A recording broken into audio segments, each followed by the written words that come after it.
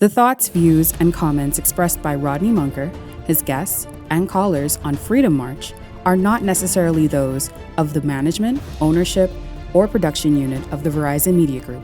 Freedom March is a production of ILTV and cannot be reproduced or represented in part or entirety without express written consent of the Verizon Media Group.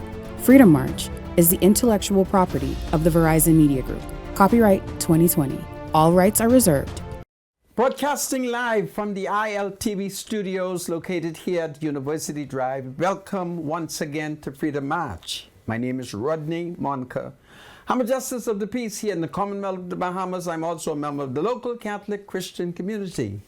My spiritual advisor, praise the Lord, is Bradley Rule. Bradley is still mourning the passing of his late father, Bishop Salatiel Rule. So Bradley, welcome to Freedom March. Thank you so much, Sandra. Good to be here. Today is Tuesday, the 19th of March, 2024. Approximately around 3 p.m. this afternoon, in the western part of the island, Fire Trail Road, two Negro citizens, two Negro men, they were engaged in a deadly dispute. But from all reports, two Negro men have been shot.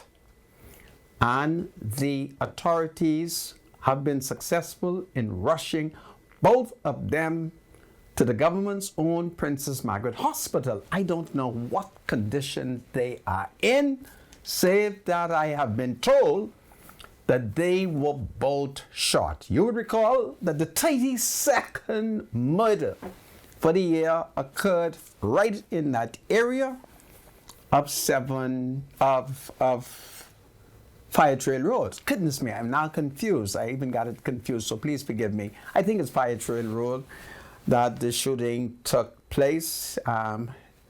This world is just full of trouble. Meanwhile, the Haitian smuggling continues at Grand Bahama. It appears that there's no one on that island who can figure out what is taking place. So I'm going to help them. How is it that you can fly into the Grand Bahama airport and the immigration ain't asking the people what they're there for? So the smuggling, let me see if I can bring it to an end. They're flying in, they're landing at the airport. There's no one who questioned them. And then they are met and taken for an Uber ride to Airbnb. That's how it happens, okay? Now you Negroes go and stop it. This is Freedom March. My name is Rodney Munker. It's a sad day, double shooting. God save the Commonwealth of the Bahamas. God save the King. When will they stop the smuggling on the island of Grand Bahama?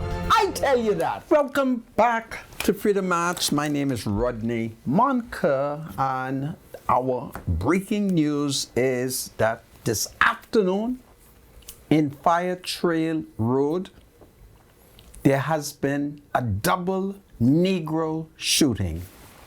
So I have been informed, and I verily believe that two Negro men were shot. Enough damages occurred that the authorities had to rush both men to the government's own Princess Margaret Hospital. So up to this point, I do not know their conditions, but they were shot. It is believed that it was like a Negro dispute. A Negro dispute is when Negro people are, shooting up one another over whatever the Negro reasons are. But they have been taken to the hospital, so we don't know what is the state of their injuries. It is my hope and prayer that both men will survive and tell the police what took place. So that is what has happened. And you would recall that the 32nd murder did occur just off Fire Trail Road. And depending on the various landmarks that you might be familiar with. If you are familiar with Hunts Cave, then it would be just below Hunts Cave. If you are familiar with where Bishop Ross Davis acquired some land from the estate of the late Stanley Ernest LaFleur, well, it would be right there in the road. But if you know the Campbell people, there's a family called the Campbells. They are some of the prettiest people you could ever find on Fire Trail Road. The Campbells. Everybody's pretty. The man them is pretty. The woman them is pretty. The children is pretty. And everybody they make in the back there is pretty people. Well, right next to their estate. They got a beautiful estate. Even their estate is pretty. So it would be right on their like southern boundary. That's where the 32nd murder occurred. Now, as you are aware, Fire Trail Road starts from Carmichael Road and it turns like an S and then it straightens up and run straight across Gladstone Road. So it could be any part of that street, but there has been 2 shootings, and I don't know why we wouldn't stop all this shooting, but that is what has taken place. So I'm going to invite my spiritual advisor to play his role, because I need him to provide not only me spiritual advice and counseling, but the entire nation who listens to both of us. My spiritual advisor, welcome to Freedom Act. Thanks so much. Good to be here, Senator. Today we're going to go to the book of John, chapter 11, 17 to 27, if I'm not mistaken, where Jesus Christ is actually going to comfort the sisters of Lazarus. John chapter 17, 17 to 27.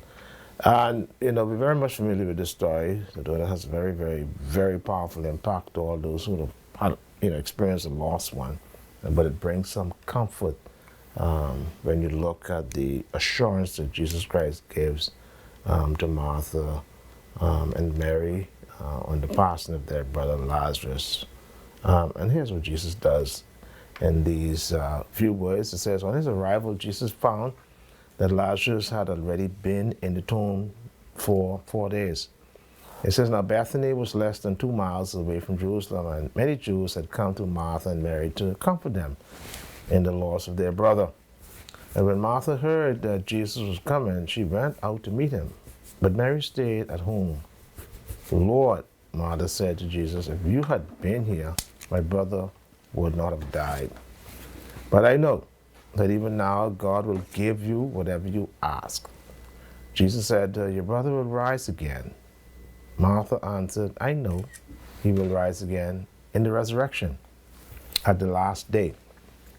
And Jesus said, I am the resurrection and the life. The one who believes in me will live even though they die. And whoever lives by believing in me will never die. Do you believe this? Yes, Lord, she replied. I believe that you are the Messiah, the Son of God, who has come into the world. John, chapter 11, 17 to 27. The word of God is blessed already. Amen. Thank you so much, Ms. Medusa, and of course back to you, Sandra. I thank you, my spiritual advisor, for such a wonderful scripture. Absolutely. Well, meanwhile, I must repeat myself that we began the show by telling you that there has been a double shooting in the Fire Trail community, in which, according to the authorities, 2 Negro men were shot.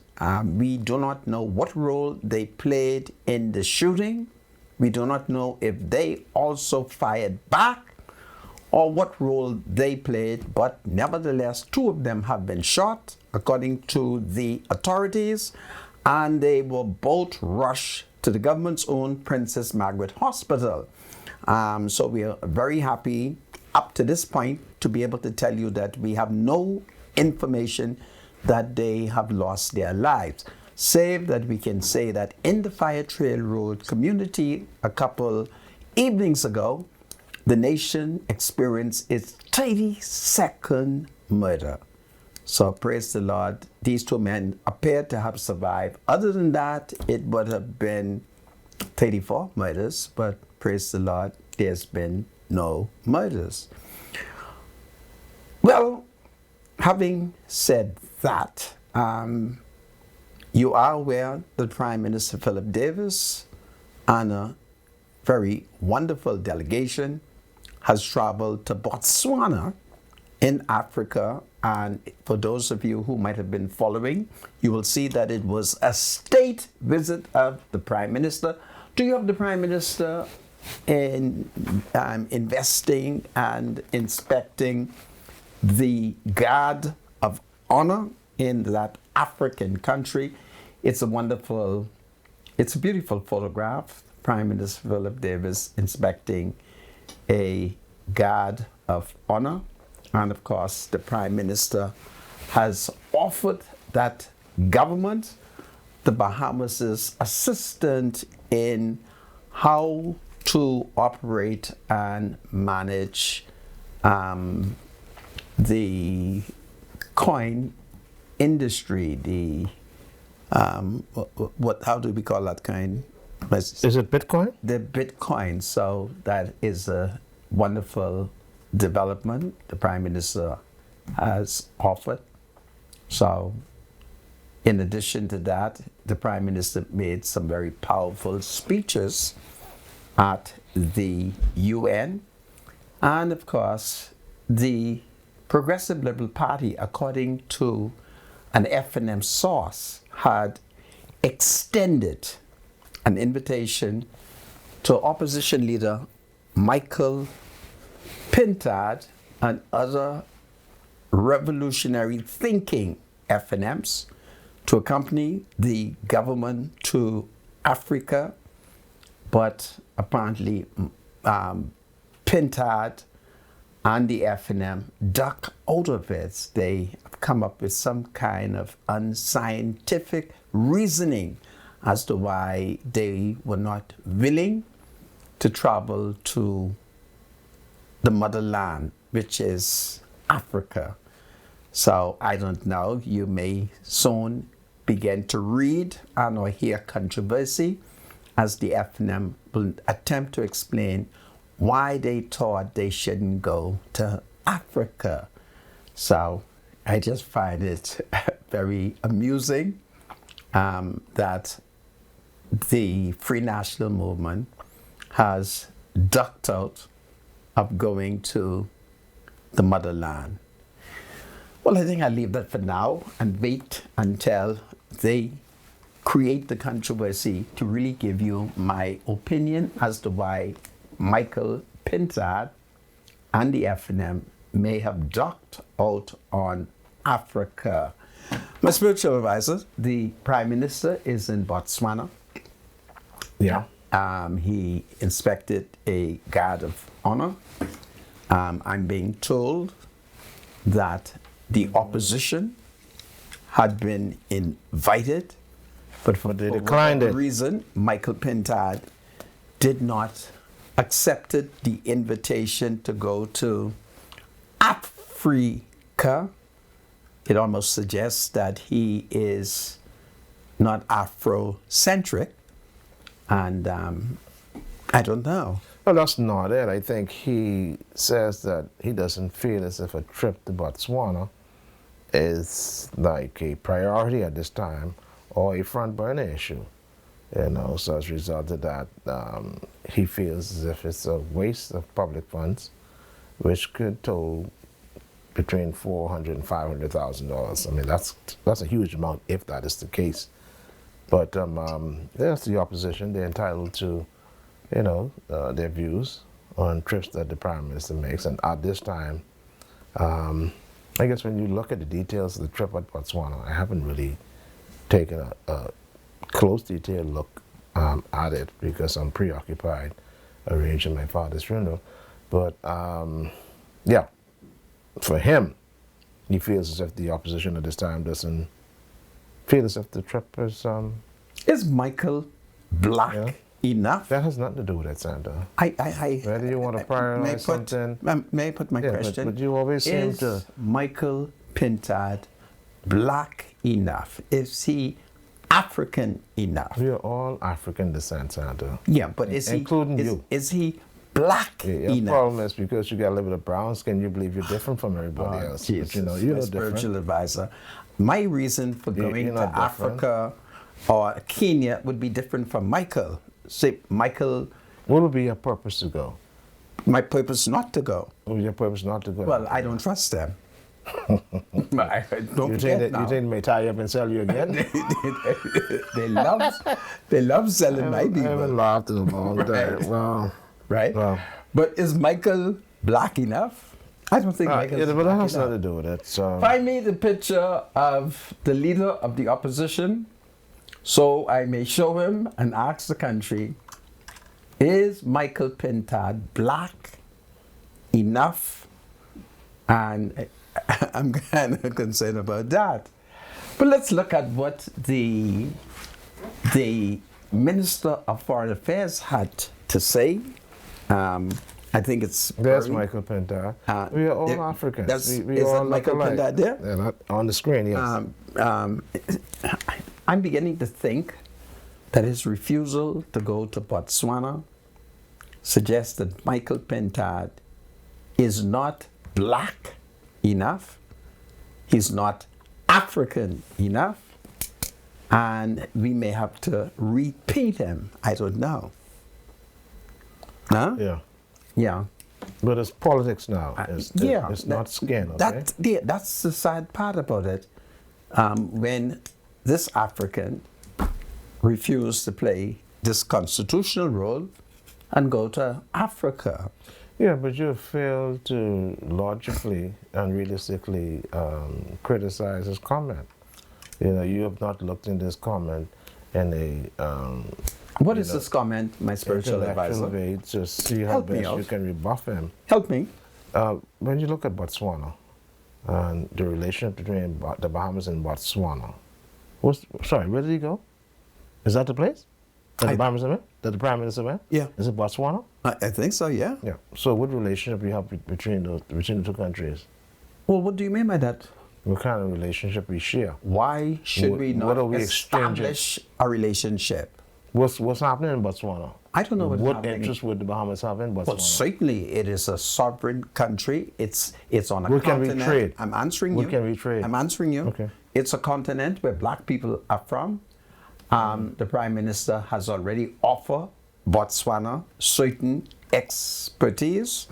And then, of course, why not explore to see what kind of natural resources that Botswana has? I've not studied Botswana, so I can't speak in a very right Authoritative way way, okay. as to what they have. But certainly the leader of the opposition, having been extended this invitation by Prime Minister Davis, certainly if we're talking about national unity, one big family, certainly I would want to suggest that Michael is not black enough. And we may have to find a way to make him more black. Okay. Yeah. All right. So we move on. You accept my I arguments. don't have too much thank fight you. in me at this time. So I thank you, my spiritual advisor. So let's look at what the Foreign Affairs Minister Fred Mitchell had to say. He says, let's see, 5 members of the executive branch of the government are joining Prime Minister Philip Davis as part of a delegation visiting Botswana from today until Friday. Foreign Affairs Minister Fred Mitchell, the Minister of Education and Technical and Vocational Training, Glenys Hannah Martin, Minister of Economic Affairs, Michael Halkidas, Minister of Youth, Sports and Culture, Mario Boleg, and the Parliamentary Secretary of Tourism, Investment and Aviation, John Pinder, are accompanying Mr. Davis. The Office of the Prime Minister said in a press statement yesterday, Botswana is widely considered one of Africa's greatest success stories my spiritual advisor. Botswana is an upper middle income country with one of the world's fastest growing economies and is known globally as a leader in ecotourism. The Prime Minister and his team seek to reinforce strong diplomatic ties between the Bahamas and Botswana and to explore new educational, economic, and trade opportunities for Bahamians. Both countries have national development strategies which require significant advances in food security, energy transition, digitalization, climate adaptation, education, and sustainable development. Botswana has had notable achievements in value chain development in tourism and agriculture. This is Freedom March. God save the Commonwealth of the Bahamas. God save Botswana. God save the King. It's powerful. The Prime Minister on the state visit in Botswana. We'll be right back. Welcome back to Freedom March. My name is Rodney Monker. Bradley Roll is my spiritual advisor. I must return to the issue of human smuggling, which is taking place here in the Commonwealth of the Bahamas at a time when Haiti is in an uprising. You would recall that for the last couple of days, I have been telling the country that I have reason to believe that there is a major smuggling ring taking place from the island of New Providence into Grand Bahama. And from Nassau, based on the intelligence I am receiving, I'm very concerned over the fact that this smuggling is taking place. So I want to talk about it because today I intercepted new intelligence. So there's a code that the Haitians are believed to be using. And so I intend to break the code today, as someone must stamp out the smuggling that is taking place. And it appears that it's me at this point. The code that they are using is called Dulo Show. What is Dulo Show, my spiritual advisor? I have no idea. Okay. Glow show. The water is hot. Oh, glow. That is the code. The water is hot. And so I spend most of the day trying to analyze the water is hot. And I've come to certain speculations as to what that means. Now, if you are leaving to go to Grand Bahama, getting from Nassau to Grand Bahama has been working very efficiently because somebody is running a slack airport. So the airport on Grand Bahama is slack. Therefore, my people are catching planes and flying into Grand Bahama, where there is nobody in charge to check them out and to see where they're going. So, let's get it clear. The airport, I submit, is slack. Slack is S-L-A-C-K, slack. So you're able to fly in. Now, once you get in, using a sophisticated American form of transportation called Uber, you're collected and you're taken to a sophisticated place. It's called Airbnb. Now what has happened is, since I have been talking there has been a group of Haitians who have been, it is alleged, because I'm in Nassau and I can't see, but I'm in Nassau and I can't see what they're doing in Grand Bahama. You got it? But it is alleged that since the revelation, immigration has come very close to the Airbnb. But immigration will not enter the buildings. And everybody has been told caché. Caché means to hide. And so they have been hiding. Now, as a result of that, there are many people who are now frustrated because they cannot get to the yacht to go to the States. And the food is being diminished. One person is now complaining over the fact that they have been eating rice every day, rice and water every day, and that they're concerned because their family, they found the first $4,000 to get to Grand Bahama. Their Haitian American family send them the balance of the $3,000 to make up the $7,000, which the chief smuggler has collected. Now, because of the pressure of immigration, they had to move some of them out of the Airbnb. So the word Haitian Mami is using is they have been taken to Central. Central. So by that, I understand that to mean they have been moved from that wonderful housing condition to a more primitive area where the immigration don't come.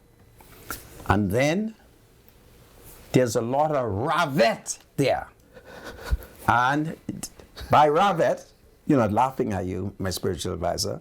I'm just trying to break the code. By ravet, they mean roach. So there's a lot of roach, and she's putting up with lots of roach, lots of white rice, and a lot of water. Now I propose, and see, I'm saying it openly because this is the way I maneuver. By saying it openly, everybody say he's stupid. You see? So they can call me stupid. So I say it openly, and then everybody drop their guard. That's how I used to catch an attorney general. I used to say it openly, and he would tell everybody he's stupid, and then he made the mistake, and I used to be right there and taking picture and say, yeah. So, I want a location marker. If you send me a location marker pinpointing precisely where you are, I promise publicly to send you $1,000. But I need a location marker. I need to be able to pinpoint exactly where you are, because I want to rescue you. And as I monitor and listened and try to interpret, something strange is happening to me. So this is what is going on. So they're flying in successfully to Grand Bahama Airport, and there's nobody in charge. It is one of the sweetest operations taking place. Just jump on a plane from Nassau and smuggle it into Grand Bahama. No immigration, nobody to check you out. And then you disappear in your Uber and you're taken into Airbnb. It is the biggest piece of smuggling that I've ever seen. So it's solved. I've solved the smuggling. All the immigration got to do now is go to the airport, and whenever me or the Haitian people show up, you question us and ask us where we're going, and you got us, right? So this is what is going on.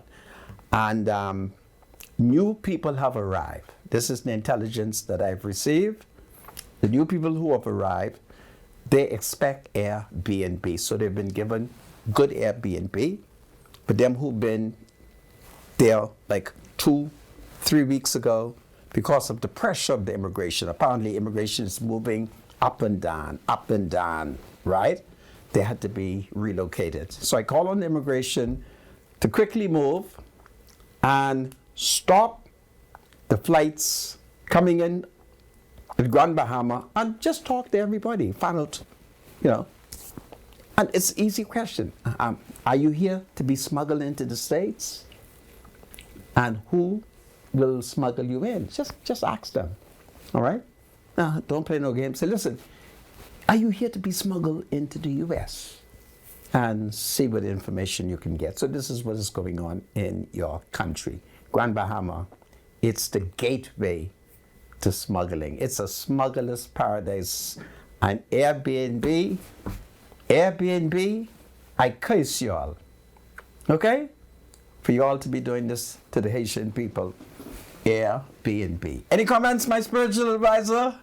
Well, Sandy, you have a major case on your hand. I am hoping that you would turn this information on to the relative authorities to have this matter investigated. It's being investigated. You didn't hear what I just tell you? Yeah, but what I'm saying though, officially, you would have to go in to make a report. My spiritual advisor. Saying that you have such accurate and credible information. This cannot be go given. To the FBI, The FBI? The FBI is busy in Great Harbour Key. They ain't got time for Grand Bahama.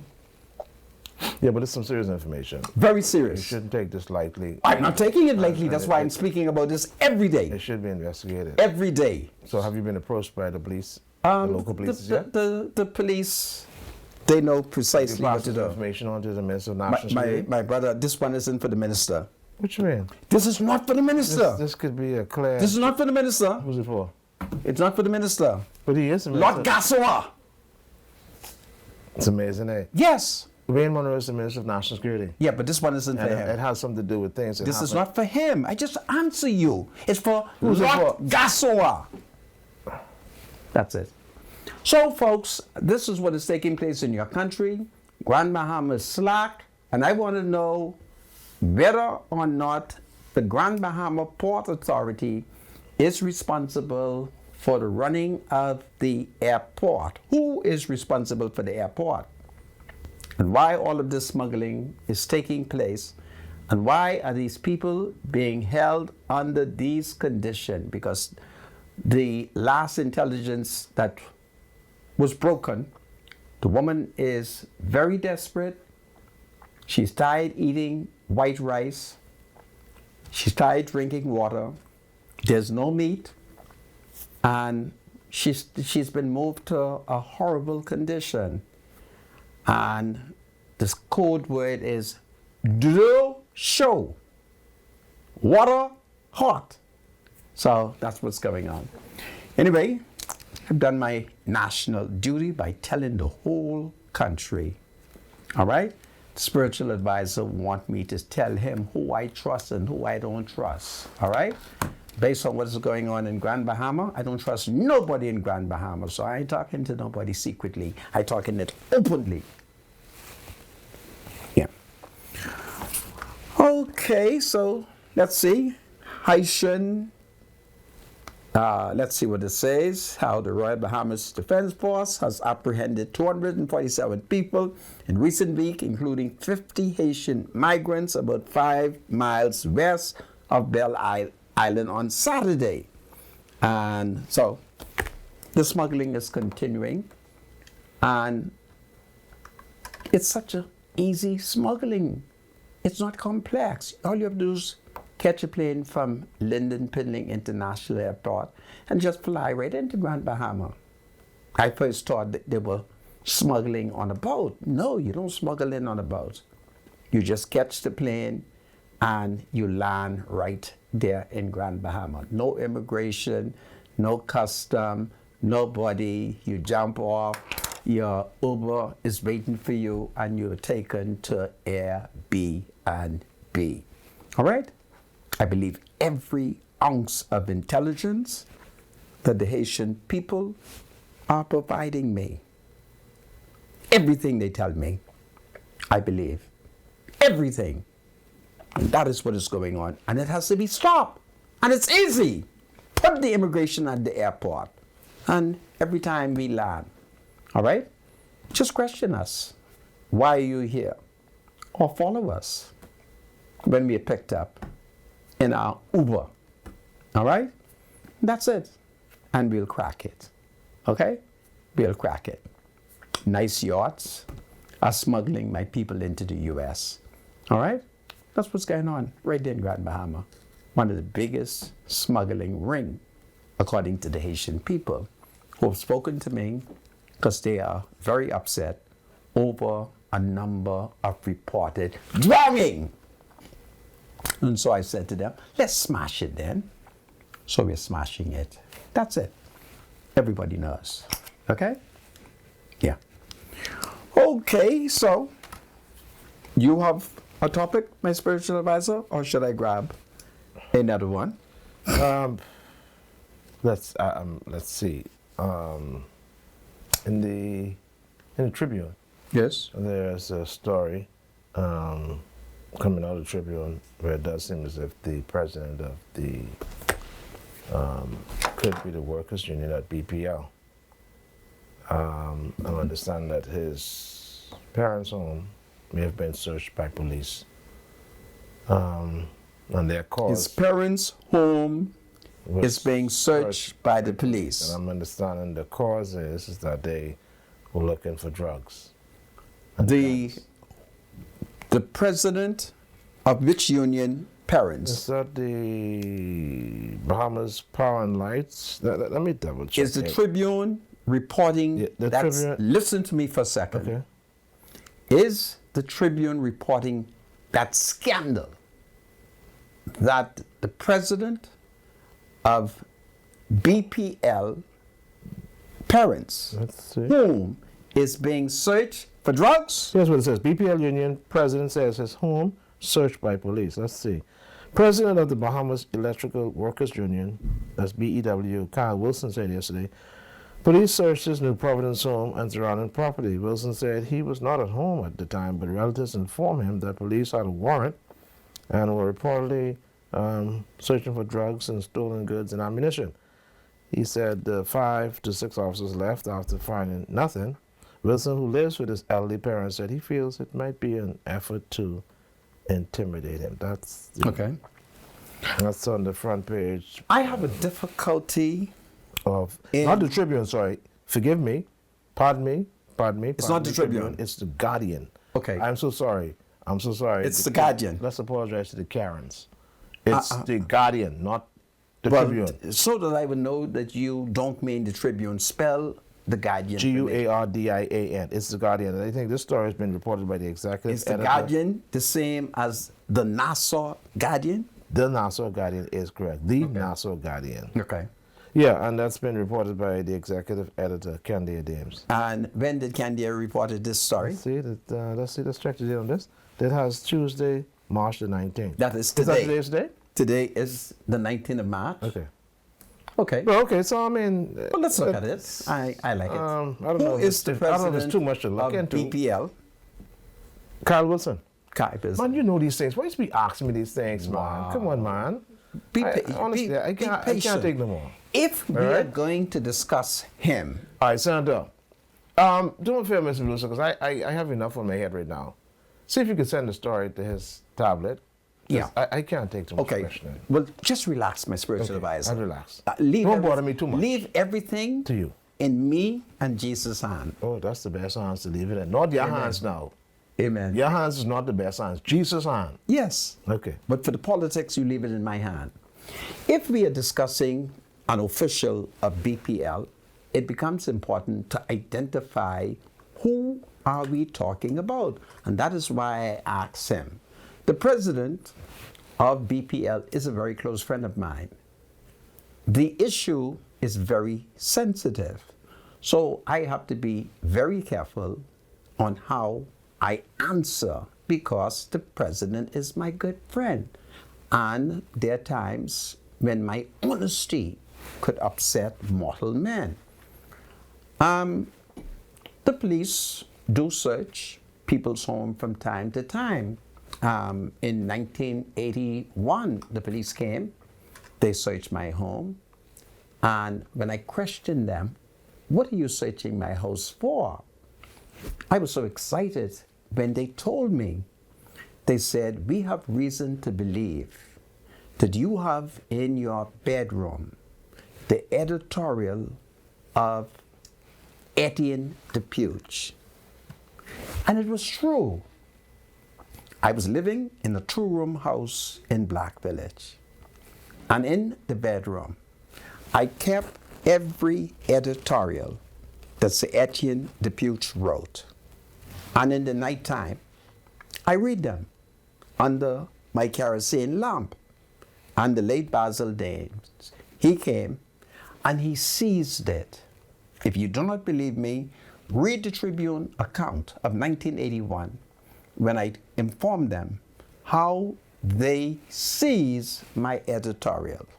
Now, for many people, they would not realize that Sir Etienne's editorial were very explosive, they were very revolutionary, and they were very educational.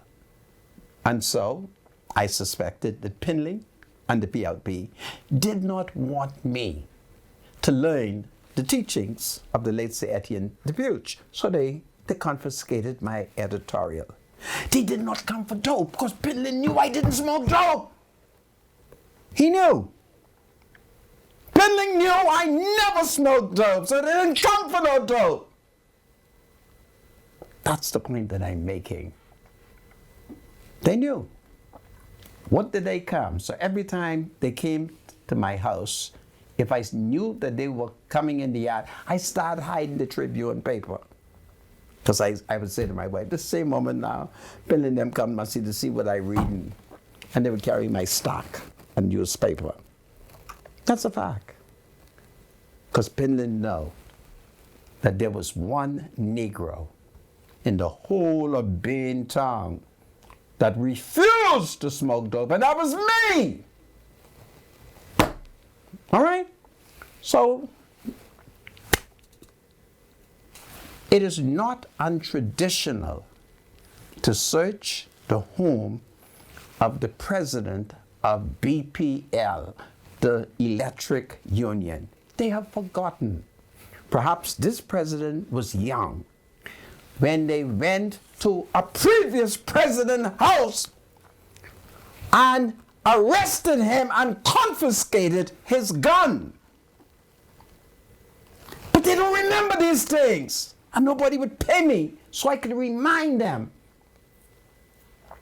And they did charge him, but the magistrate was kind because that president, his sin was that he did not pay his gun license.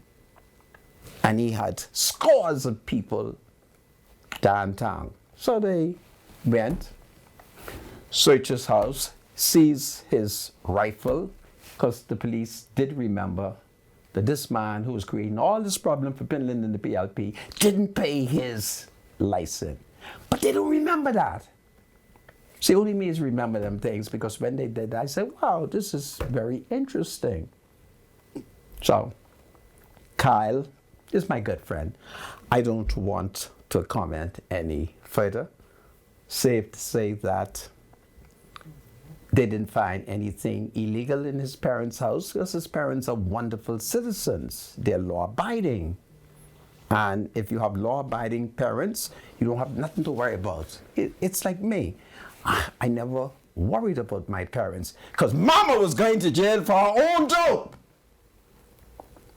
If I live in my mouth and the police come and find dope, it's Mama dope because I don't smoke dope.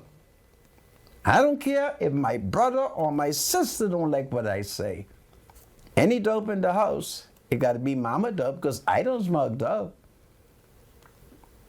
And I ain't going to jail for Mama. Hell no. Mama got a gun? Mama, you got a gun? You got to go to jail for yourself. Mama, you got dope? Yeah, that's just me. I'm just a strange citizen. The last time I came close to what I thought was cocaine, I just dropped the tourist over on Paradise Island, and when I look at the back seat, he left all kind of powder. What you think I did with the powder? I drove straight in police headquarters. Straight into police headquarters and went straight to the area that is responsible for the lab.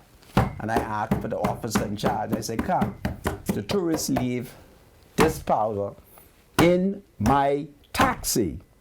And before I get over the hill and y'all meet me with this and say, I got coke, come tell me what this is. Yeah, so it's that kind of thing. Anyway, Kyle need not worry. The police didn't put anything on his parents because his parents are law-abiding, and that's it. And when you are in politics, you just be law-abiding. No dope, no illegal gun, you know, and everything is going to be fine. Simple as that. And Kyle has plenty power because he could wake up tomorrow morning and say, let there be no light. And where BPL, it's right in Black Village. And the people of Black Village have always been blessed. BPL cuts off everybody light except ours. Because BPL is in Black Village, and we make it clear to them that you can't cut off the people of Black Village light. Because BPL is in Black Village. You can cut off the rest of the country light, but our light, you can leave that on, because BPL and Black Village is one. So, I think his parents will do well. These things happen from time to time. Sometimes the police get credible information and so forth. You know, you wonder how I know it? Because police has come to JPs and tell JPs, listen, we need a warrant for arrest. We need a warrant for search. And some JPs has questioned the police, say, you going for Mr. Jones? Now, Mr. Jones is a big-time F&M. This ain't political, eh? No, sir, this ain't political. You sure? Yes, sir, I sure. Okay, then. We can sign this. This is Freedom March. Historical memory. God save citizens everywhere. God save the King. I have a special guest who's going to come on. It's going to be powerful. Hold on, everybody. God save the Commonwealth of the Bahamas. Let there be peace. Peace between the Union and the state. To Freedom March, my name is Rodney Monker. Bradley Roll is my spiritual advisor, and this is a point where we do birthdays. So, Bradley. Yeah, thanks so much. Along with birthdays, we had a couple of announcements we want to do for some very, very special friends of ours as relates to memorial service and funeral service. Which one do you want to do first, Mr. Producer? It's up to you. You know, I can follow you on this.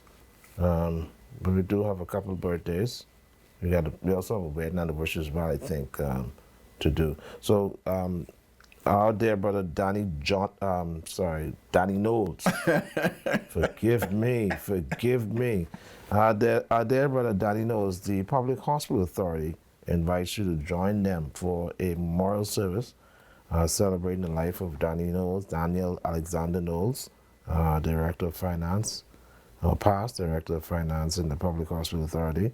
Of course, this memorial service will be held Thursday, the 21st of March, 2024, 6:30 p.m. at the Holy Family Catholic Church on Robinson Road. They say the staff of the PHA encourage to wear blue.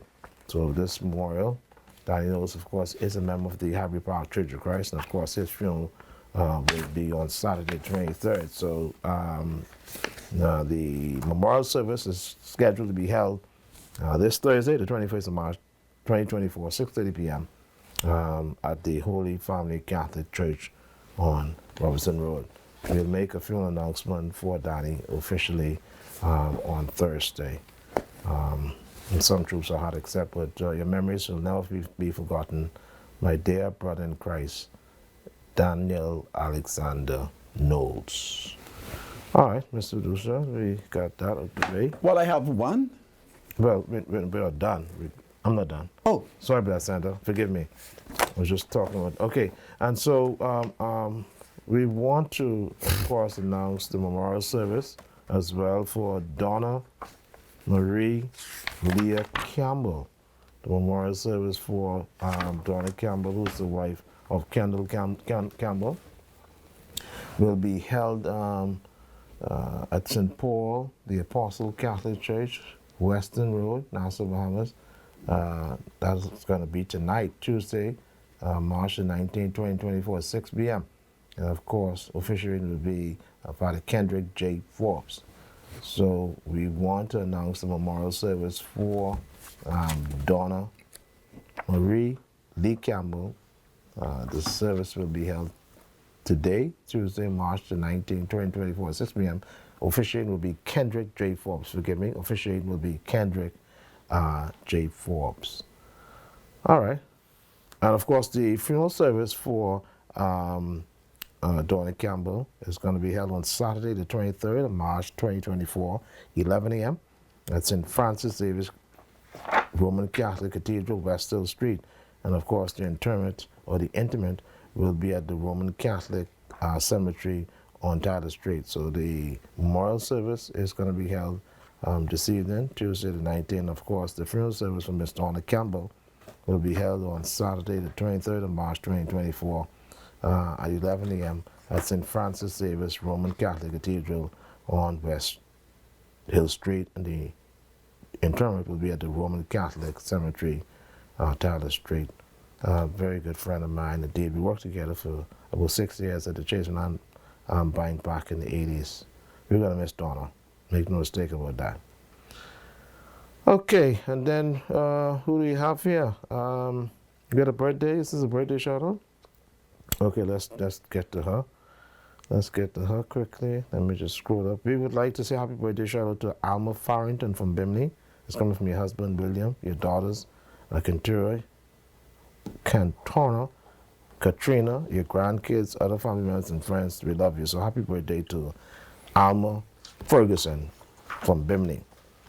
All right, who we have next? And then we want to give a happy birthday shout out to Ebony Monroe in Nassau. It's coming from your brother Jewett, your aunt Edna Roll, your sisters Meredith Henfield, your niece and nephew Jahed, Jaden, and Kiana, all in Freeport. So happy birthday to Ebony Monroe. Who else do we have there, Mr. Medusa? And then, of course, this young man, we want to say a happy birthday to Herbie Roberts from Sandy Point, Abaco, from your loving wife, Marge, and your mother, Aunt Annie Roberts, your brothers, R.J. Roberts, Preston Roberts, Dr. Christopher Roberts, Police Constable Julian, and sisters Frederica, Erlene, Carmen, Doris, your in-law, Sam Winters, Aunt Edna Knowles, Uncle Sam Roberts, Cynthia Roberts, Aunt Bernice Wells, and Georgia. May the Spirit of God continue to dwell with you, your family, and sorry, let's do this again. May the Spirit of God continue to dwell around you and your family with good health and long life. All right, so that's happy birthday to Herbie Roberts. All right, so who else do we have? That is it? Okay, great. We went through that pretty quickly. All right, so thank you so much, Miss Medusa. Sandra, let me just get prepared for Will I have a birthday? next guest. Your birthday? Go ahead. Go ahead, Sandra. So we want to wish Mrs. Lorraine Tinker a happy birthday, though it is belated. And happy birthday greetings come to her from her daughters and her sons, including Dwight Pacenti. So happy birthday, Mrs. Tinker. God bless you. Well, folks, I'm going to be joined momentarily by a distinguished guest from the Bahamas Gaming Authority. So this is going to be very interesting indeed.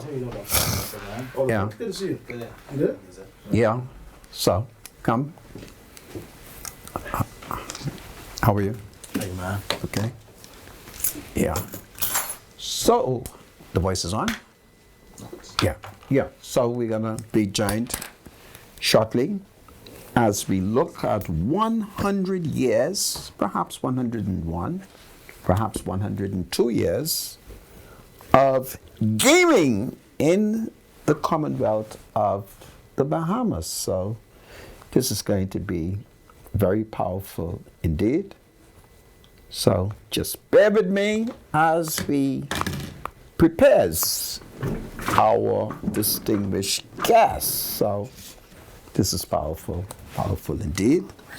And so I want to wish everybody in the sound of my voice a very happy, happy birthday.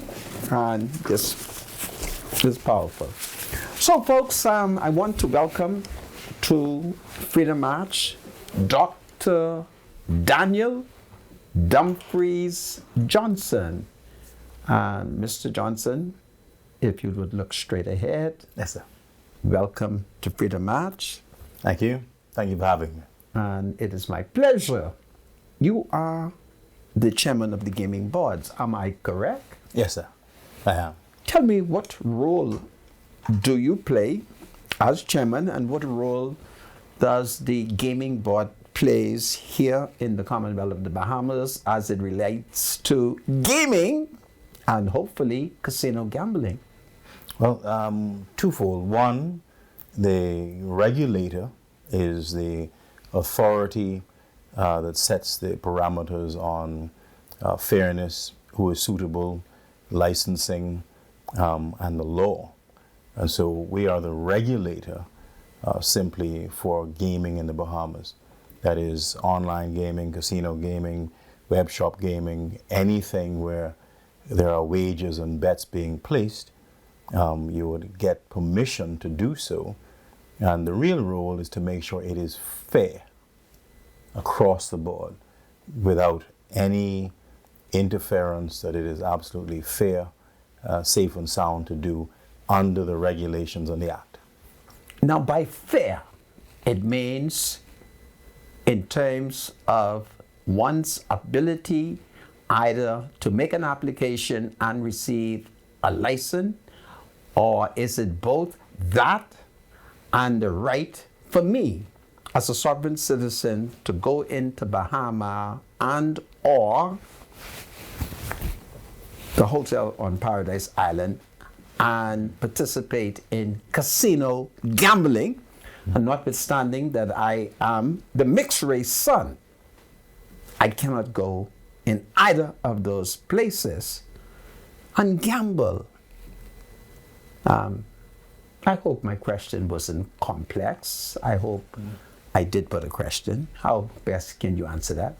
Well, I mean, it's twofold. First of all, that's why we introduce the first phase of today is they have a long history in the Bahamas about gaming.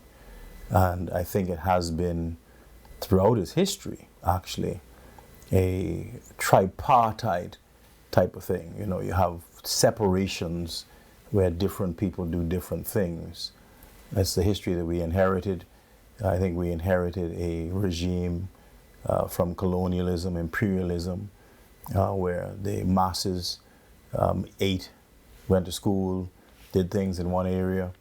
The elites or the upper class or whatever they wish to have called themselves.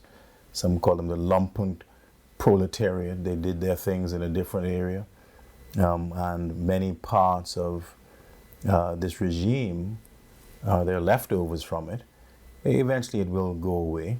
That's the first part. The second part is that Bahamians can gamble, but the authorities have seen fit thus far that Bahamians gamble in their own premises. We gamble where we own. We actually own the facilities, and it's legal. Not until the 2014 regime came into place with Perry Christie, Prime Minister Perry Christie, was a real attempt made to legitimize, to legalize, to bring fairness to the black masses of people who generally would have gaming, but in illegal circumstances, where another group had gaming in legal circumstances.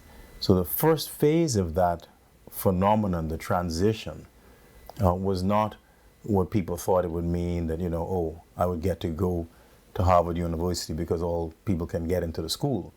It was is that all people can go to schools, and the ones were in their areas, and you leave that progression to those places. And so the first phase of the progression is to take the Bahamian businessman out of this regime that says his business was illegal and another person's business was legal. That's the first phase. That's been, I think, very well done, successfully done, but there's more to do. Okay. So we have been, according to this magazine, 100 years of 100 years of gaming. The Bahamas has Yeah. one of the great records of gaming. It is one of the most prestigious gaming destinations in the world. One of the longest histories in the world. Has a reputation that is the envy around the world. It is interesting when in the 1950s, when the regime was coming out of its infancy, and you had Freeport coming into play after the close of Cuba, 1959. People went into Grand Bahama. You saw the 2 casinos open in Grand Bahama. Then you saw the spread back into Nassau. But long before, we had the Tackle and Gun Club in Bimini. You had the casino on Cat Key, just off Bimini. And of course, we had the Bahamian Club right here in Nassau, which is just where, if people know Dockendale House or just opposite Long Wharf, you had the Bahamian Club that was 1920, 1921. And so this is a 100-year history that deserves a closer look. 100-year history, and in that history, you are also talking about casino gambling. Absolutely, yeah. That's a part of the gaming regime. You had Hobby Horse Racetrack. They had fellows who used to have the Nassau 500. Of course, you had the road races here, and generally, people didn't get anything. Well, the government didn't get anything from gaming until you regulate it. Once you regulate it, then you can say who are the licensees, how should it be done, what is the practice to be, what is international best practice, and how is the business to be transacted. Wouldn't you agree?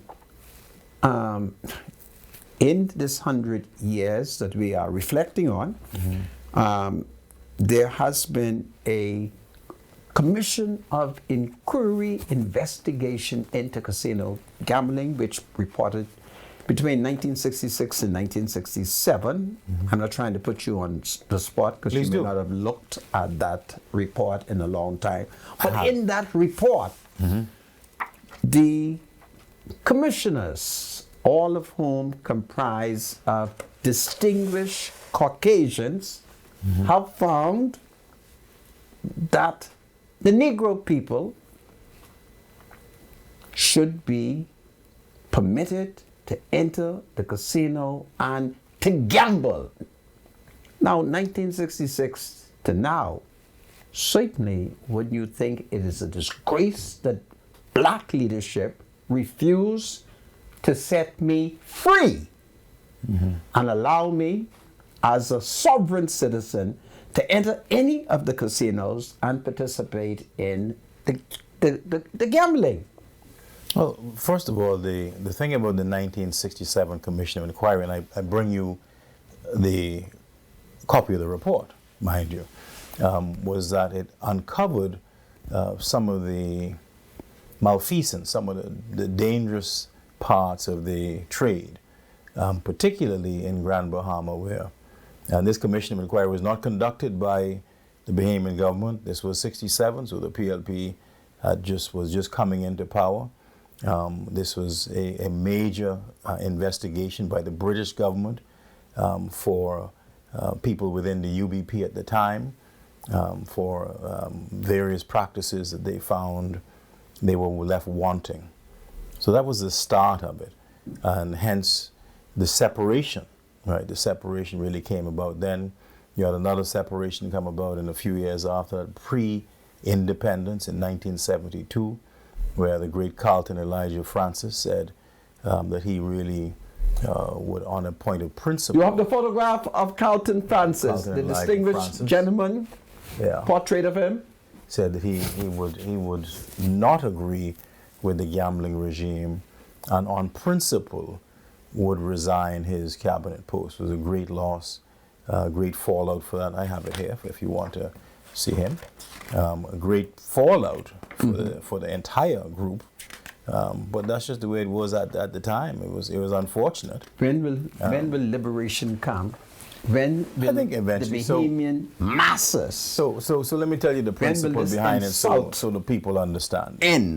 Where the people understand it, you have governments that are against all forms of discrimination, but the regime has to now put in place safeguards, right, as to what you would allow in various settings.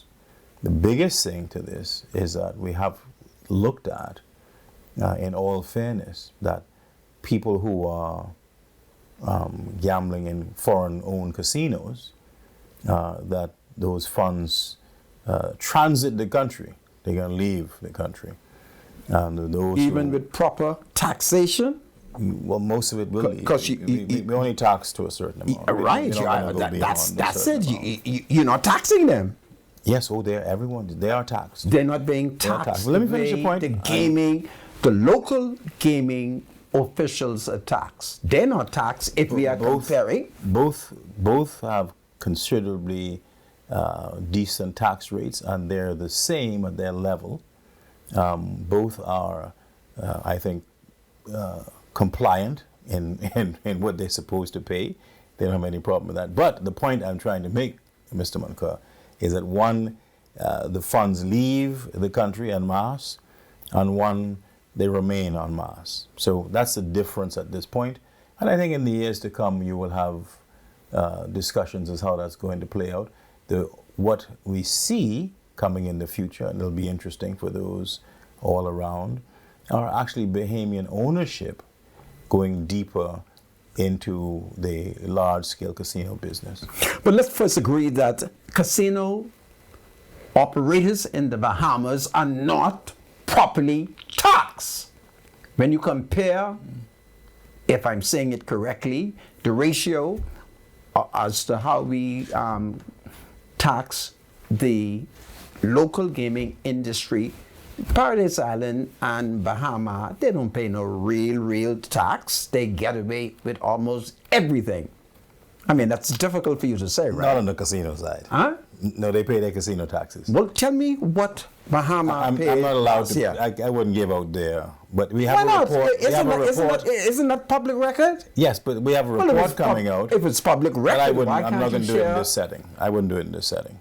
Because goodness almighty, if it is public record and you're chairman, what is the difficulty in sharing it with the public? If it's public record. Now, if you tell me it is not public record, it is only for maybe the politicians, but then I can... No, it's not for politicians. But if it is public record, or you could say to me, but I don't have it with me today. I don't have it with me today, but we are formatting the final report. It'll be out in a few weeks, before the end of this budget cycle. You think you will come back to discuss it? You invite me, of course I'll come. Okay. I'm happy to come, man. All right. I'm happy to come. Because I think it's something that the public should know. Yeah. We shouldn't have an institution that has practiced institutional racism and discrimination, and we pretend like it doesn't exist. And they are benefiting economically, and the country isn't getting its just share of the taxes. Right. So this is why I came on your show. So that's a wonderful segue into where we wish to go. Okay. And that's why I'm going to follow you. That's why I'm the chairman, right? Yeah, lead me. I'm going to follow you. And this is why I know the history well. I know the people well enough. And we're going into a new phase now in gaming, because when you look at, say, the Florida lottery, they can tell you every year we give X amount to education, X amount to the arts, X amount to culture, X amount to sporting activities, scholarship programs. We have not done that as a regulator properly. It is in the law that the CSI, this is the Corporate Social Initiative of Gaming, was supposed to format a body which the chairman does not sit on, but of civic organizers, of people from civic society, who would give us an idea as to where we could put 1% of the proceeds of these operations back to public use. What about the casino? Are they also in that position? Everybody must pay their taxes. You will see that. No, I'm talking about in terms of this particular social initiative that you're suggesting is applicable to the gaming industry. Everyone is to be But involved. at the moment, the casinos, it's not applicable to them. The 2 casinos on Nassau, there was one in Freeport that is now closed. We hope it reopen soon. There are 2 casinos in Nassau who do a major initiative that they report to us, and we know where that goes. But that is not by law. Not by law. So they had their concession to stay out of that by law under the premise, I guess, that they say they employ 5,000, 7,000 people, and so they weren't that. Now, the industry really is catching up to them in all the parameters. Granted, they don't have a massive thing on the ground, but the other industry, the local industry, is now catching up to them in many of these indices, and we're going to have that conversation growing in the future. So both of them, we would want, because we will amend this act in the coming years, both of them will be asked to inform and required to give a percentage of earnings to these initiatives. Yeah, but let me say that currently, but they do. But just for the record, but currently it's not in the at law. the moment, the local gaming industry do that. Correct. Right. Well, it is the casinos where there is no law nor regulation that they do it voluntarily. Right. I leave it very good. Yeah. They do it voluntarily. They do it voluntarily. We have Dr. Daniel Dumfrey Johnson with us. He's the son of a national hero. We can put him on the spot and ask him to bring casino gambling in line. This is Freedom March. Get ready. God save the Commonwealth of the Bahamas. God save the Bahamian people. God save Danny. Welcome back to Freedom March. My name is Rodney Monker. And of course, Dr. Daniel Johnson was supposed to be here for 10 minutes, but I've asked him to stay on for the remainder of the show. His presence has incited me to anger. So, my presence or an issue? Your presence and the issue. So let me welcome him back to Freedom Batch. So welcome back, Brother Thank Johnson. So we were discussing that the country is celebrating about 100 years, right, of gaming. And so we began to look at both casino and the local gaming.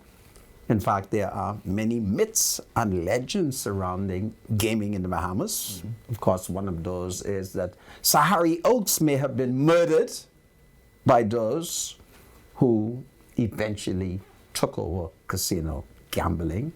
That's my scandal. Tell us some more history about what is some of your vision.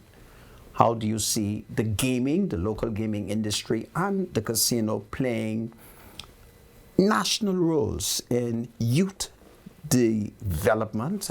There has been many corporate bodies, government signed heads of agreement. For instance, if you were to go downtown where they have that container port or that tourism port, there's supposed to be an education and sports committee. That's the improper name, but you get the idea. And they were supposed to donate 2% of the gross or the net, and they've not done that yet. At least nobody has given any account. So what you're going to get the local gaming people and the casinos to do for further youth development. I noticed that there is this letter, so you may want to share that with members of the public. Yeah. Well, two things there. And thank you for saying God save the king and God save Danny. That gave me some hope. This is powerful. Yeah. Give me some hope. First part is, all of the heads of agreement we had. I've been a cabinet minister. I sat around the table with a really good prime minister at the time. And all these heads of agreement, you put in pieces in there for the retention of earnings for the development of youth. I think youth development is the right way to say it. for all the things that young people are involved in, because they need resources to do these things. In the BTC deal, there is 2% that is in that is still in place for youth development. Needs to be used properly. In the heads of agreement with the port, they put their 2% in, that is in place. Needs to be used properly. And what we did with gaming, it is in place, and we are now going to use it properly. One of the things the law calls for is that you make sure that a committee is formed. It is an independent body. No political people sit on these committees. No present, former, none of that. You can't sit on this, ain't for that. This is for these funds to be put to good use in the communities that need them most. So I was sitting with one of my friends just a couple of weeks ago. I said to him, I hear this stuff with Carifta coming up. Who could get in the pool, who can't get in the pool, who have and who don't have. The purpose of our politics, Rodney, is to make sure that we bridge this gap between who could and who cannot. So your point about land-based casino is right. You're not wrong. But governments have to bridge that gap, not slam the door on people. Bridge the gap. I saw an opening here about pools, that it is amazing to me that we are a country surrounded by water. We are a island archipelago. My grandfather was a boat builder from Green Turtle Key, the great E.P. Roberts. And we have 90% of our children in public schools cannot swim. Why? Because they don't have access to training, education, and swimming lessons. You have to learn how to swim properly. Well, talking about that, can you find that picture of the pool at South Beach that I sent to you yesterday? Yes. I don't know when last you've been at South Beach. The pool is riding around a Nassau national today. disgrace. Isn't it? But I don't even want to get to South Beach. I don't know what's going on out there. Citizens who have complained that they called Mikhail Bonnaby to complain about it. Mikhail wouldn't answer their line. They complained to me today. But they get an answer now. I'm coming with an answer and a solution, not a Find problem. the picture. I sent it to you yesterday. A bunch of pictures of the South Beach We're going to pool. go after all of these pools for this summer. So in Nassau, our remedy to this situation, GHS, the great government high school, used to have a pool. They closed now. Well, C.C. Sweeting has a pool. They now call their junior school T.A. Thompson. Right. And I went to C.C. Sweeting in 1971, and that never had water. Exactly. Unless it was raining. Unless it was raining. And So it's still there. So these things can be solved. And I just want to demonstrate a solution. People come, we have some big problems in this country, and that's fine. You also have people who are willing to solve big problems. So this thing about inequity, social justice, and a demarcation between who can and who cannot, we're going to, as the gaming board, partner with industry, with academia, with the government. That's what this letter says. We're going to partner to make sure this year you will have 10 or 20 pools in public schools in Nassau, properly ran, properly manned, with lifeguards and lessons for students and families. And there'll be water in the pool, there'll be maintenance contracts, and this is a partnership. I'm announcing it here today, live with you, man, on air, as to what we're doing with this 1% or 2% that these people are supposed to be giving. Because also, people don't want to give money if they don't know where it's going. That's the next thing. People are asking to give money. Have you visited the pool in Minister Michael Dowell's constituency? Yes, sir. That pool, every member of parliament, they made a promise that they would restore the pool, and it has never happened. Well, I don't make promises I can't keep. This is my promise. Will that be a part of No. your initiative? I'm government, academia, and industry. So the Gaming Board of the Bahamas, with its partners in gaming, everyone in gaming, is going to support an initiative called Pools in Schools. I am going to lead this initiative. Nothing at the community level, because in They that will have to constituency- handle their communities.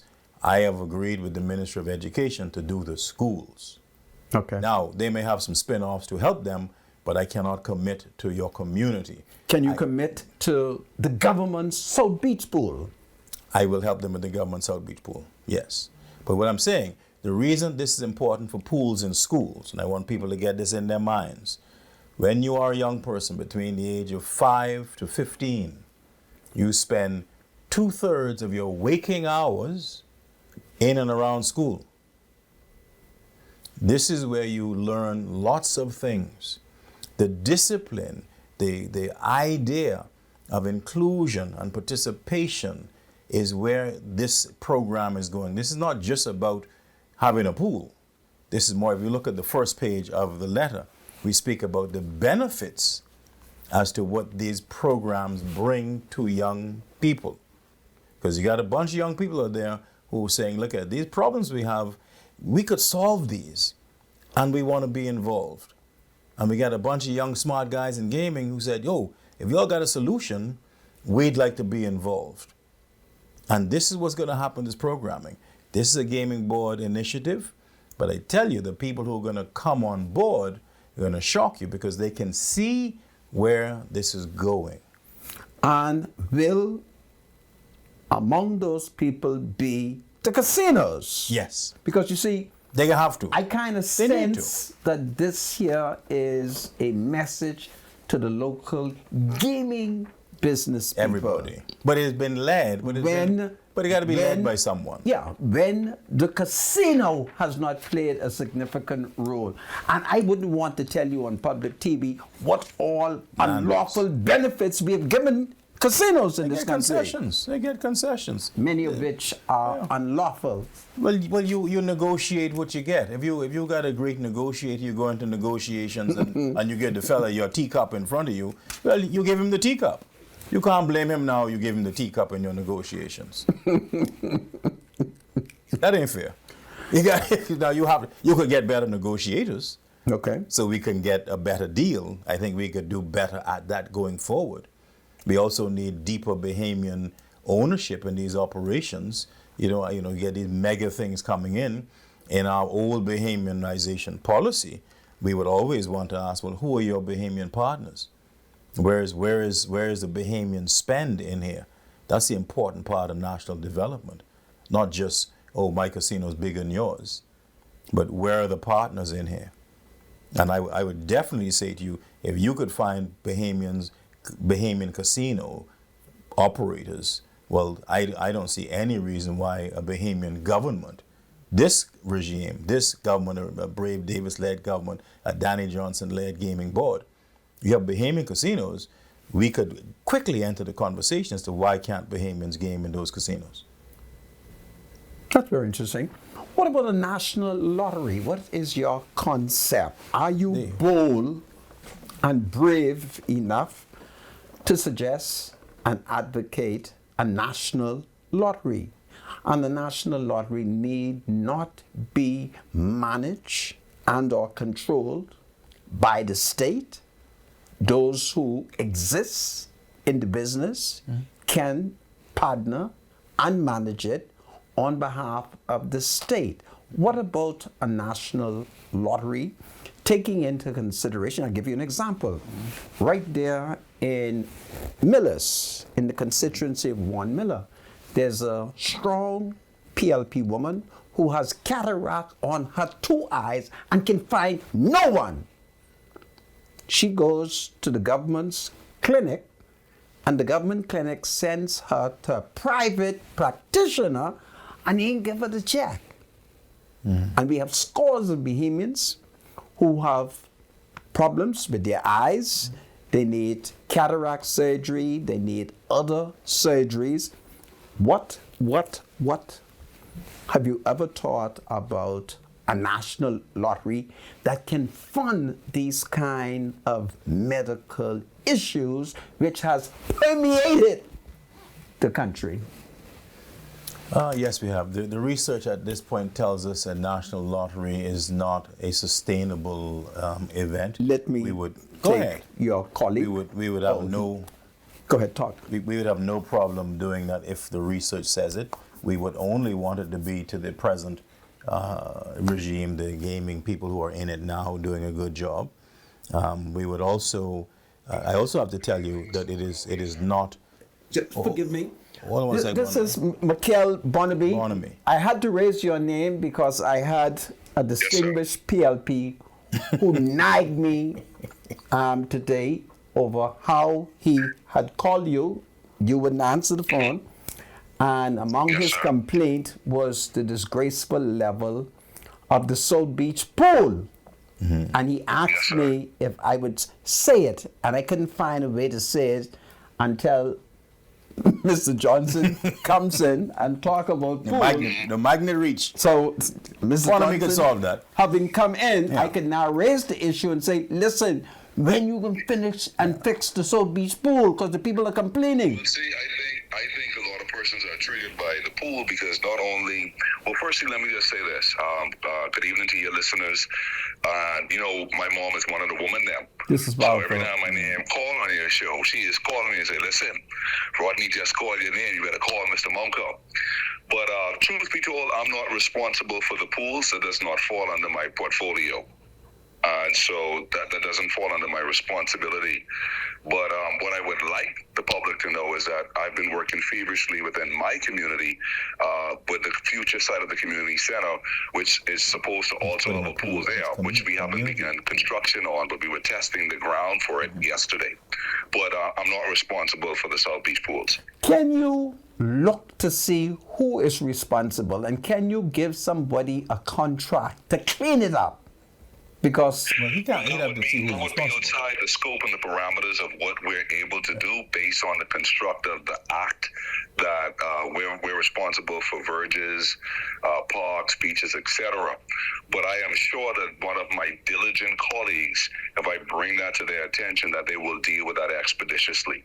It's very important to us to take these matters of the public seriously, whether they're, especially when there are complaints about things that we know that we can address. well, they're So blaming speak you. to whoever it falls under and try to get it sorted out. They're blaming you. Two distinguished Negro men have raised your name independent of each other. They say it's Mikel who wouldn't clean up the pool and clean around the pool. But he's clearing his name. He's Right. saying that's not his portfolio. Yeah, but so you- Barnaby, if I might assist, I'm on this pool crusade at this point, and so I wish to Yes, sir. see how I could assist. You and I will find out whose portfolio it rests in, and I will attempt to assist them in the results. It's easy to find it out, but again, when you think about me, you're thinking about green spaces, Yeah. not confined spaces. So that's a pool that's within a particular parameters. Now, sometimes what we would that's a different skill set altogether from It's what not we his do. portfolio. Right. So, but again, you have my commitment to reach out and to try to find out who is responsible for it and then address it. Firstly, one, to establish that in fact that there is an issue there, and secondly, if there is an issue, who's responsible for it. Well, we thank you. Okay. Please do it, because two distinguished Negro men, they both complain about you, independent That's of fine. each That's fine. other, It's a big tent. and they I- see you. and I am, but I am not one of them. Complain about all of us, Yeah. and I will take that. I will Okay. take that, Mr. Monka. Even though it's not my responsibility, I will take the responsibility of looking into it. So. Check it out. Okay. And I am sure you, being a distinguished gentleman, will then elucidate them and let them know that it is not Mr. Barnaby who it falls under, but he will take some steps to try. Okay. You know. Thank you. Thank you very much, Very sir. much, gentlemen. Thank You you. have a very distinguished guest before you today, Mr. Donnie Johnson. Yes. Good man. Thank you. Yes, sir. All All right. the best. Take care. Goodbye. Thank you. I'm here trying. So this comes back to deeper questions in our society, right? And this is where this program is going to go when you see why we're doing it.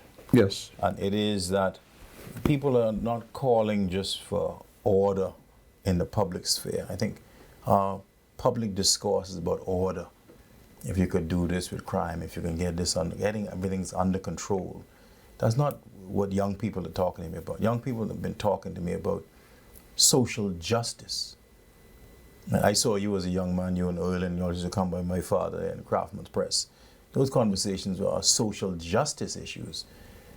This is where we come back in the gaming world. So we have people making millions of dollars at these casinos in different places.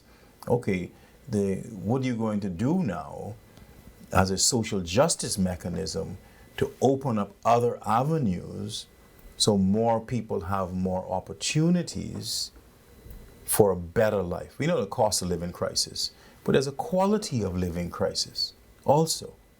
I don't mind having $10 a day or $5. That's fine. I need some avenues as to how am I going to live a decent life with this. I'm positing to the Bahamian people, I think a missing piece of our culture as an island nation is so integral that you should have swimming, aquatic, safeguarding lessons in the schools, in the public schools in the Bahamas. This is the resolve. So you have a problem. That's good. And I tie the hand about the problem because people know their problems. We're bringing a solution, sir. And we can attack any of our problems that you talk about, the lady with cataract surgery, right? You could set a team of people, a team of young doctors. I can find you 15 people next week who will start an eye clinic, triage these people into different groups, high risk, low risk, medium risk, and start their procedures. There is a program the Ministry of Health is doing right now with the Cuban government, and there are hundreds of people who are getting cataract surgery. A program existed before at Yale University where hundreds of people got cataract surgery because we have so many people. Now you go a step further. You don't just go to surgery, because you saw me do last week. I did 1,250 people and about 250 surgeries. That's not the answer though. We're clearing a backlog of people who are in trouble. That's not the place we have to go. We have to go further into the bushes of the Bahamas. Why are so many people here? You saw the scourge on this country. Why so many people get cataracts and going blind from glaucoma? Why are so many people losing their legs to diabetes? Why we got all these diabetics? Why we have so much people overweight? Why we have so much heart disease? That ain't a hospital job. When you go to the hospital, you're at the end of your rope. And all you got to tug, one tug, and bam, your neck pops. That's not where this program is going. Desmond Tutu, the man himself, the great Bishop Desmond Tutu, said if you keep throwing your young men into the river and they're rescuing people out of the river, the poor and the dying and the despair, and every day you throw them back in and they keep rescuing these people, you're going to kill those young men.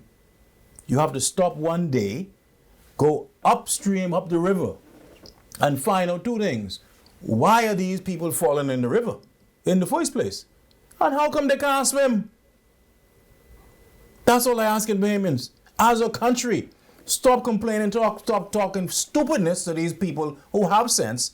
Let's go up the river and find out why are these young people falling off the cliff all over the place. As you say, smoking all this dope, doing all these things. All this stuff is going on. And I ask it's a metaphorical question. This is not literal, Rodney. It's a metaphor for if we can run our own country. Why can't they swim? And I'm saying this is a problem we could solve. This could solve. And I could attach it to any other national problem we have. And someone in the Bahamas is paid to be doing this work. If you want to be cataract, glaucoma, amputation, heart disease. I got a couple of citizens who put a program together every day about eye problem. Or you send them to me, I put them in the program. Well, my brother, and give you my card now. Do that for my me. Email on it. I am upset that this particular woman, right there. She's one of the strongest PLP I've ever known. Call me in the morning. She'll be in the program by Friday. Okay. That's how you do the thing. All right. Well, this is all the problem we have. People to be talking too much in the Bahamas. Okay. Well. Dr. Daniel Johnson has given me his card, so you're free to call me. Let me put your name down, your number, and we'll send it to him. Get in this program. Yeah, okay. That's what we need to do for these people. Well, that's what take them out of despair and hope is all about. Hope. Yeah. But we could do this. Yeah. There's a little place we can handle this. Yeah. Let me just take this particular call. Hello. You got a hot date or something? Hello. Hey, Uncle, what you say? Hello? If you are my niece, I'm on TV. Call me when I'm off air, okay? Let me tell the people I say hi. Hi. Say it quickly. Hi, everyone. Hi. Hi. Okay. Bye, niece. I can call you later. All right. See, that's very nice. Yeah. Yeah. Okay, well, I'm happy to hear that. So this is one of the solutions we can do. We have weaknesses in our society. There, Ms. Jackson, who passed away last week, said that I needed 3 principal characters in society: the hunter, the gatherer, and the watcher. Said the hunter goes out, they throw arrows, there are all kind of things going on, they make a lot of noise. They sometimes come back the spoils of victory. But often, like fishermen, they come out with a big story about what they didn't get. The gatherer holds the fabric of life together. The simple joys, the simple meals, the loving kindness, the excuse for other people's wrongs, the forgiveness, the joy of life. And then the people who they just watch to see if you're going to do something wrong so they could complain. Let's be gatherers in society. Gather these young people together. Ask some questions. How come you can't swim? How come you don't read well? How come you're angry all the time? And let's listen to the first law of leadership is listen. Let's listen to what they have to say. I believe them. I've seen young people drown. I've pulled dead bodies out of the water. Do you have a designated time that this program will commence? We're going to start when school is going to close June 15th, 16th. We're going to start the next day. The Minister of Education gives us the approval because that's their land. They give us the approval of the 10 sites that we can begin on. That will begin the next day after school closes. When these children come back from summer break, this, not just the pool, the program will be in place. So we can expect pools only on the island of New Providence? Nope, we're going to the major family islands where they would have a major You want school. to identify what you regard as major family islands? Andros, Eleuthera, Cat Island, Exuma, Abaco, Grand Bahama. Public schools now. Public schools. But they do have some private setups out there that have their own thing. So this is a Ministry of Education, Ministry of Youth, Sports and Culture, Sports Authority, Gaming, collaboration. So it'll be public schools only at this point. Are there any pool models, either on the island of New Providence and or Grand Bahama, that you can think of, that you can refer me to as an example that perhaps you will use in your implementation of this pool program? Yes, sir. So if you look at these are medium-sized pools. It's not a full medium. St. John's has a small one. Some other schools have some small ones. The show is over. Listen, the show is over. I come back. Thank you very much, eh? Come back. This is Freedom March. God save Dr. Daniel Johnson. Forward ever, backward never. God save the King. God save the Commonwealth of the Bahamas. Yes, sir, buddy. And hope is on the way. Hey! This is powerful.